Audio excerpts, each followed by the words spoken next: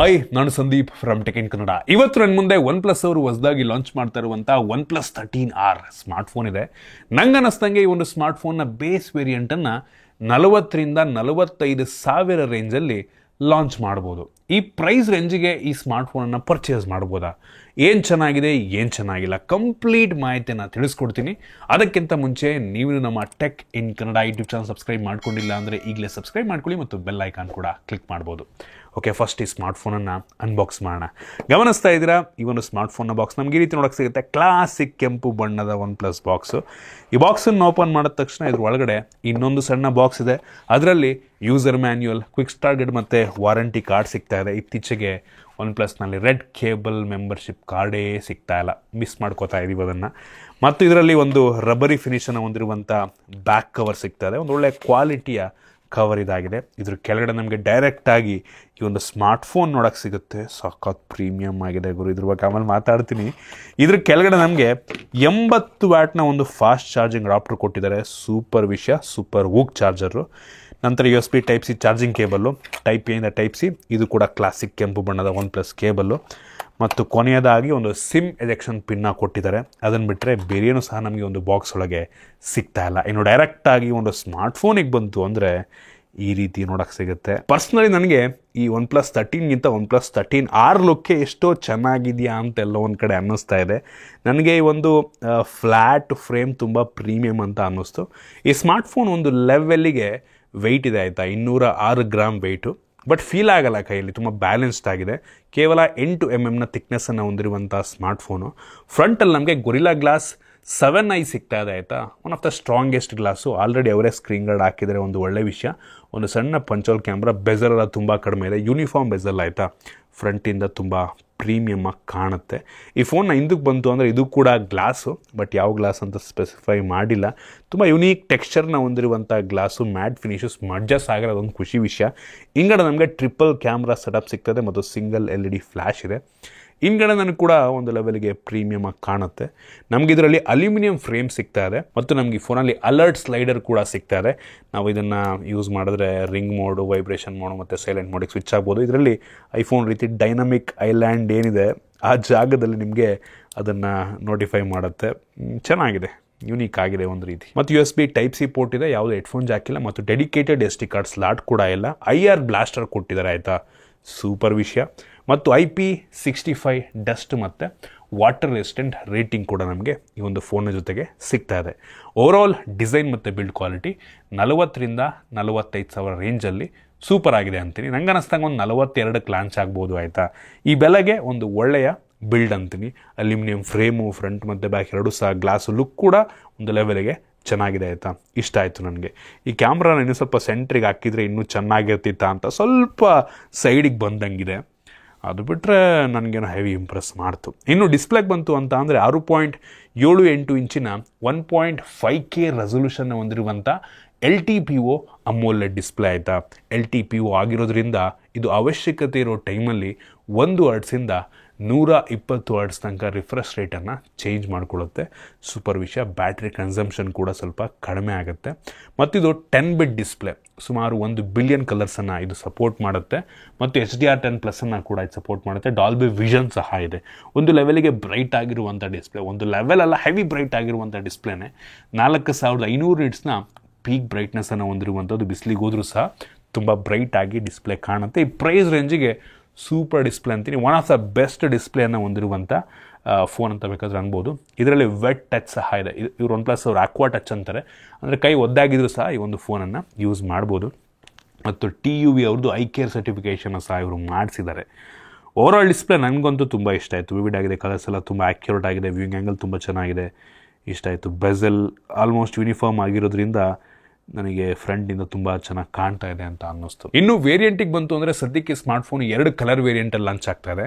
ನೆಬುಲಾ ನಾಯರ್ ಅಂತ, ಇನ್ನೊಂದು astral trial ಅಂತ. ಯಾವನ್ ಗುರು ಹೆಸರಿಟ್ಟಿದ್ದು, ಕಲರ್ ಹೆಸರು ಹಾಕ್ಬಿಟ್ರೆ ಮುಗಿದೋಗಿತ್ತಪ್ಪ, ಏನೇನೋ ವಿಚಿತ್ರವಾಗಿ ಹೆಸರೆಲ್ಲ ಇಡ್ತಾರೆ. ಇನ್ನು ಈ ಸ್ಮಾರ್ಟ್ಫೋನು 2 ಸ್ಟೋರೇಜ್ ವೇರಿಯಂಟಲ್ಲಿ ಲಾಂಚ್ ಆಗ್ತಾ ಇದೆ. 12 GB RAM, 256 GB storage, 16 GB RAM ಮತ್ತು 512 GB ಸ್ಟೋರೇಜು. ಆಗಲೇ ಹೇಳ್ದಂಗೆ ಯಾವುದೇ SD ಕಾರ್ಡ್ ಸ್ಲಾಟ್ ನಮಗೆ ಸಿಗ್ತಾಯಿಲ್ಲ. ಇದರಲ್ಲಿರುವಂಥ ರ್ಯಾಮ್ ಟೈಪ್ ಬಂದ್ಬಿಟ್ಟು LPDDR5X ರ್ಯಾಮ್ ಮತ್ತು ಸ್ಟೋರೇಜ್ ಟೈಪ್ ಬಂದ್ಬಿಟ್ಟು UFS 4.0 ಸ್ಟೋರೇಜು, ಎಲ್ಲೂ ಕೂಡ ಕಾಂಪ್ರಮೈಸ್ ಆಗಿಲ್ಲ. ಇನ್ನು ಪರ್ಫಾರ್ಮೆನ್ಸಿಗೆ ಬಂತು ಅಂತ ಅಂದರೆ ನಮಗೆ ಈ ಫೋನಲ್ಲಿ ಸ್ನ್ಯಾಪ್ಡ್ರ್ಯಾಗನ್ 8 Gen 3 ಪ್ರೊಸೆಸರ್ ಇದೆ. ಸ್ನ್ಯಾಪ್ಡ್ರ್ಯಾಗನ್ನಲ್ಲಿ 8 ಎಲೈಟ್ ಚಿಪ್ಪನ್ನು ಬಿಟ್ಟರೆ ಇದೇ ಅತಿ ಪವರ್ಫುಲ್ ಆಗಿರುವಂಥ ಪ್ರೊಸೆಸರ್. ಬಟ್ ನನಗೆ ಆಶ್ಚರ್ಯ ಅನಿಸಿದ್ದು, ಮೊನ್ನೆ ನಾನು ಈ OnePlus 13ನ ಅನ್ಬಾಕ್ಸ್ ಮಾಡಿ ಅಂಥದ್ದು ಬೆಂಚ್ ಮಾರ್ಕನ್ನು ಚೆಕ್ ಮಾಡಿದಾಗ ಅದರ ಸ್ಕೋರು ಸುಮಾರು 19 ಲಕ್ಷದಿಂದ 20 ಲಕ್ಷ ರೇಟಿಂಗನ್ನು ಕೊಡ್ತು. ಈ ಒಂದು ಫೋನ್ ನಾವು ಅಂಥದ್ದು ಬೆಂಚ್ ಮಾರ್ಕ್ ಮಾಡ್ದಂಗೆ 18,60,000 ಕೊಟ್ಟಿದೆ. ತುಂಬ ಡಿಫ್ರೆನ್ಸ್ ನಿಮಗೆ ಕಾಣಲ್ಲ, ಬೆಂಚ್ ಮಾರ್ಕಲ್ಲಿ ಡಿಫ್ರೆನ್ಸ್ ಕಾಣಲ್ಲ. But on paper actually 8 elite ಚಿಪ್ಪು ತುಂಬ ಪವರ್ಫುಲ್ ಆಗಿದೆ. ಬಟ್ ಬೆಂಚ್ ಮಾರ್ಕ್ ನಾವೊಂದು ಪ್ರೊಸೆಸರ್ ಯಾಕೋ ಗೊತ್ತಿರೋ ತುಂಬ ಕಡಿಮೆ ತೋರಿಸ್ತು. ಬಟ್ ಇದು ನಂಗೆ ಅನ್ನಿಸ್ದಂಗೆ ಈ ಒಂದು ಬೆಂಚ್ ಮಾರ್ಕ್ ಸರಿಯಾಗಿದೆ. ಇದೇನು ಪ್ರೊಸೆಸರ್ ಇದೆ, ಈ ಪ್ರೊಸೆಸರ್ ನಾರ್ಮಲಿ ಇಷ್ಟೇ ಬೆಂಚ್ ಮಾರ್ಕ್ ಕೊಡುತ್ತೆ, 18ರಿಂದ 20 ಲಕ್ಷ ಬೆಂಚ್ ಮಾರ್ಕನ್ನು ಕೊಡುತ್ತೆ. ಇದು ಸರಿಯಾಗಿದೆ, ಹೆವಿ ಪವರ್ಫುಲ್ ಆಗಿರುವಂಥ ಪ್ರೊಸೆಸರ್, ಆಯಿತಾ. ಸೊ ತಲೆ ಕೆಡಿಸ್ಕೊಂಬಿಡಿ, ಯಾವ ಅಪ್ಲಿಕೇಶನ್ನು ಯಾವ ಗೇಮನ್ನು ಬೇಕಾದರೂ ತುಂಬ ಸ್ಮೂತಾಗಿದು ರನ್ ಮಾಡುತ್ತೆ. ನಾವು ಈ ಬೆಂಚ್ ಮಾರ್ಕನ್ನು ಚೆಕ್ ಮಾಡೋ ಟೈಮಲ್ಲಿ ಬ್ಯಾಟ್ರಿ ಡ್ರೈನ್ ಮತ್ತು ಟೆಂಪ್ರೇಚರ್ ವೇರಿಯೇಷನ್ನ ಕೂಡ ಚೆಕ್ ಮಾಡೋದು. ಬ್ಯಾಟ್ರಿ ಡ್ರೈನ್ ತುಂಬ ನಾರ್ಮಲ್ ಅಂತ ಅನ್ನಿಸ್ತು, ಸುಮಾರು 5ರಿಂದ 6% ಬ್ಯಾಟ್ರಿ ಡ್ರೈನ್ ಆಯಿತು. ಟೆಂಪ್ರೇಚರ್ ವೇರಿಯೇಷನ್ ಸ್ವಲ್ಪ ಜಾಸ್ತಿ ಆಯಿತು ಅಂತ ಅನ್ನಿಸ್ತು. ಮುಂಚೆ 31 ಡಿಗ್ರಿ ಸೆಲ್ಸಿಯಸ್ ಇತ್ತು, ಆಮೇಲೆ 47 ಡಿಗ್ರಿ ಸೆಲ್ಸಿಯಸ್ ತನಕ ಹೋಯಿತು. ಡಿಫ್ರೆನ್ಸ್ ತುಂಬ ಇದೆ. ಬಟ್ 47 ಡಿಗ್ರಿ ಅಂದರೆ ಹೆವಿ ಹೀಟ್ ಅಂತ ಅನ್ನಲ್ಲ. ಕೆಲವೊಂದು ಫೋನ್ಗಳು 50-60 ಡಿಗ್ರಿ ಸೆಲ್ಸಿಯಸ್ ಹೀಟ್ ಆಗೋದನ್ನು ಕೂಡ ನಾವು ನೋಡಿದ್ದೀವಿ, ಆಯಿತಾ. 50 ಡಿಗ್ರಿ ಮೇಲೆ ಹೋದರೆ ಅದು ನಮಗೆ ತುಂಬ ಹೀಟ್ ಫೀಲ್ ಆಗುತ್ತೆ.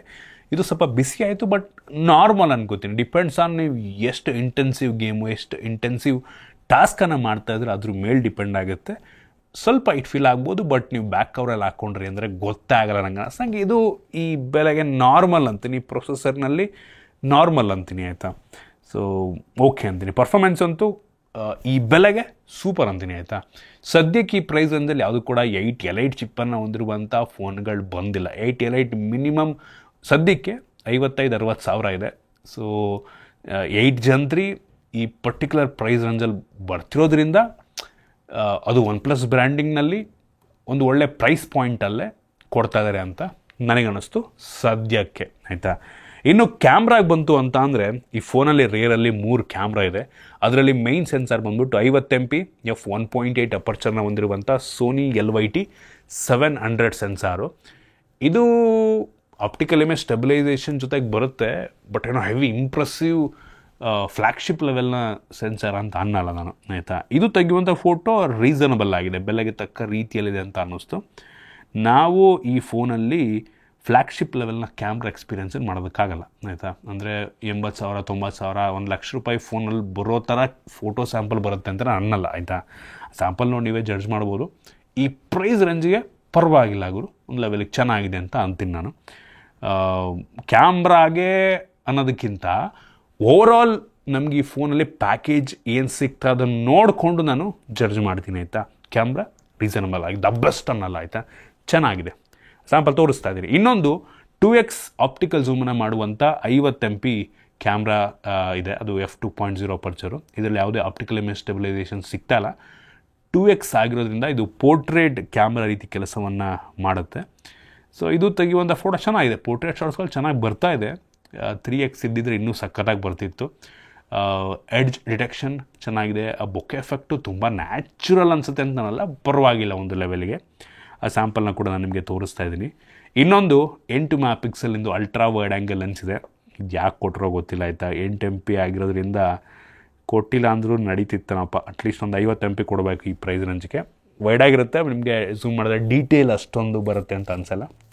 ಕ್ವಾಲಿಟಿ ಚೆನ್ನಾಗಿದೆ. ಆದರೆ ಇನ್ನು ಫ್ರಂಟ್ ಕ್ಯಾಮ್ರಾ ಬಂತು ಅಂದರೆ 16 MP ಫ್ರಂಟ್ ಕ್ಯಾಮ್ರಾ ಚೆನ್ನಾಗಿದೆ, ವೈಡ್ ಆಗಿದೆ, ಕ್ಲಾರಿಟಿ ಕೂಡ ಒಂದು ಲೆವೆಲಿಗೆ ಚೆನ್ನಾಗಿದೆ ಅಂತ ಅನ್ನಿಸ್ತು.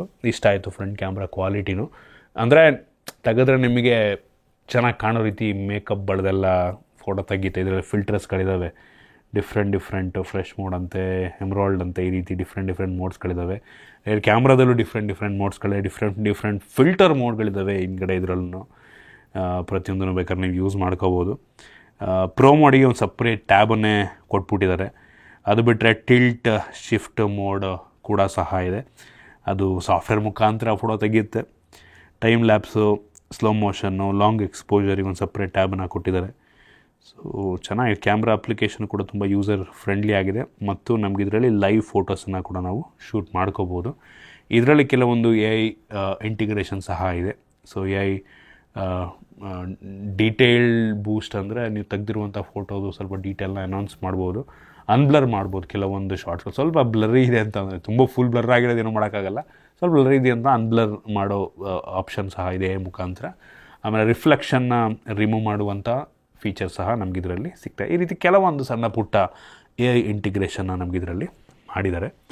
ಸೊ ಅಪ್ಲಿಕೇಶನ್ ಚೆನ್ನಾಗಿದೆ. ಇನ್ನು ವೀಡಿಯೋಗ್ರಫಿಗೆ ಬಂತು ಅಂದರೆ rear camera 4K 60 FPS video record ಮಾಡುತ್ತೆ. ಸ್ಟೇಬಲ್ ಆಗಿದೆ, ಕ್ಲಾರಿಟಿ ಕೂಡ ಚೆನ್ನಾಗಿದೆ ಅನ್ನಿಸ್ತು. ಯಾಕೋ ಗೊತ್ತಿಲ್ಲ, ಫ್ರಂಟ್ ಕ್ಯಾಮ್ರಾಗೆ ಬರೀ 1080p ಫುಲ್ HD 30 FPS ಕೊಟ್ಟಿದ್ದಾರೆ. ಅಟ್ಲೀಸ್ಟ್ 60 FPS ಕೊಡ್ಬೋದಾಗಿತ್ತು, ಯಾಕೆ ಕೊಟ್ಟಿಲ್ವೋ ಗೊತ್ತಿಲ್ಲ. 4K ಕೊಡಬೇಕಾಗಿತ್ತಲ್ವಾ? 4K ಕೊಟ್ಟಿಲ್ಲ ಅಂದ್ರೂ ಅಟ್ಲೀಸ್ಟ್ ನಮಗೆ 1080p 60 ಕೊಡಬೇಕು ಅಂತ ಇಲ್ಲ. ಅವರು ಬರೀ 1080p 30 FPS ಕೊಟ್ಟು ಕೂತವ್ರೆ. ಕಡಿಮೆ ಆಯ್ತು ನಂಗೆ ಅನ್ನಿಸ್ದಂಗೆ. ಅದು ಕ್ಲಾರಿಟಿ ಓಕೆ, ರೇರ್ ಕ್ಯಾಮ್ರಾ ಒಟ್ಟಿಗೆ ವೀಡಿಯೋ ಚೆನ್ನಾಗಿದೆ.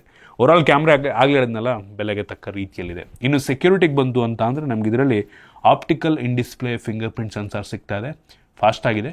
ಫೇಸ್ ಅನ್ಲಾಕ್ ಸಹ ಇದು ಕೂಡ ತುಂಬ ಫಾಸ್ಟ್ ಆಗಿದೆ, ಅಕ್ಯುರೇಟ್ ಆಗಿದೆ. ಮತ್ತು ವೈಡ್ L1 ಸೆಕ್ಯೂರಿಟಿ ಸಹ ನಮಗೆ ಇದರಲ್ಲಿ ಸಿಗ್ತಾ ಇದೆ.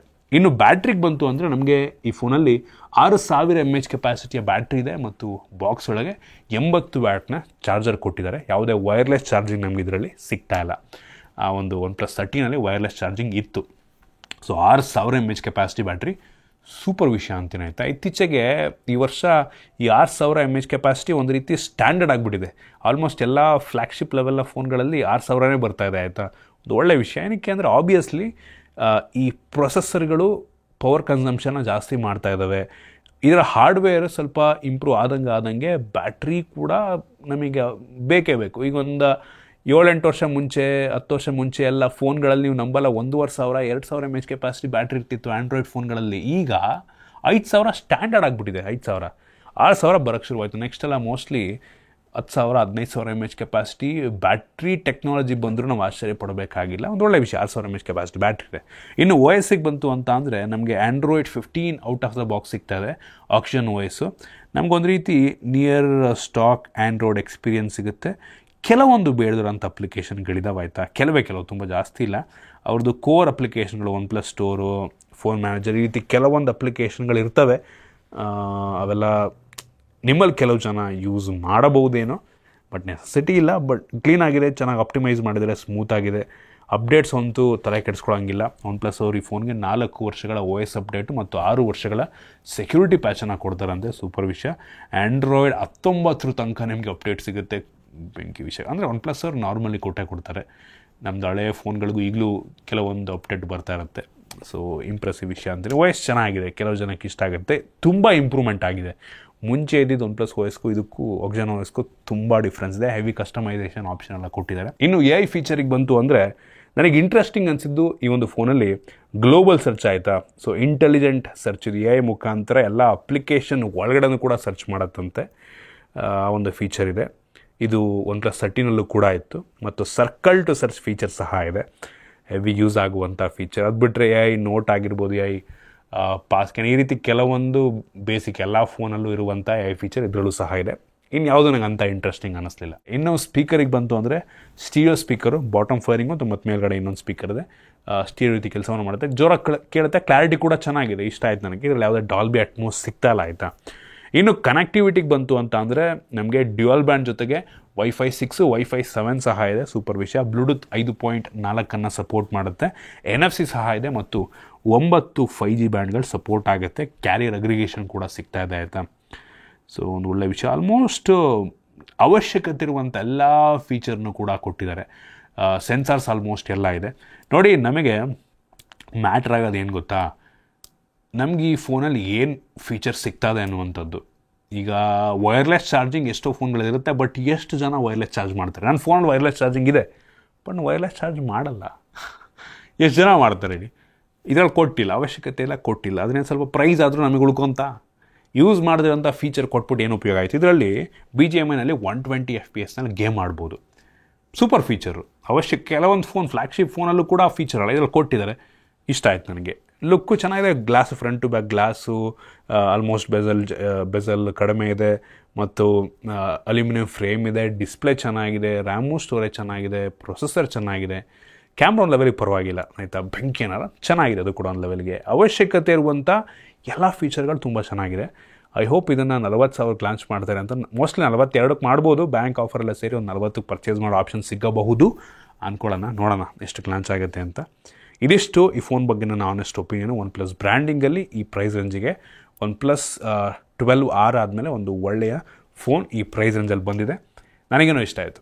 ನಿಮಗೆ ಇದ್ರ ಬಗ್ಗೆ ಏನು ಅನ್ನಿಸ್ತು ಕಾಮೆಂಟ್ ಮಾಡಿ. ಇಷ್ಟ ಆಗಿದ್ರೆ ಲೈಕ್ ಮಾಡಿ, ಶೇರ್ ಮಾಡಿ. ಇದೇ ರೀತಿ ನಮ್ಮ ಬೇರೆ ಬೇರೆ ವೀಡಿಯೋಗಳಿಗೆ ನಮ್ಮ tech in Kannada YouTube channel subscribe ಮಾಡ್ಕೊಂಡಿಲ್ಲ ಅಂದರೆ ಸಬ್ಸ್ಕ್ರೈಬ್ ಮಾಡ್ಕೊಳ್ಳಿ ಮತ್ತು ಬೆಲ್ ಐಕಾನ್ ಕೂಡ ಕ್ಲಿಕ್ ಮಾಡ್ಬೋದು. ಸಿಗೋಣ ಮುಂದಿನ ವೀಡಿಯೋದಲ್ಲಿ.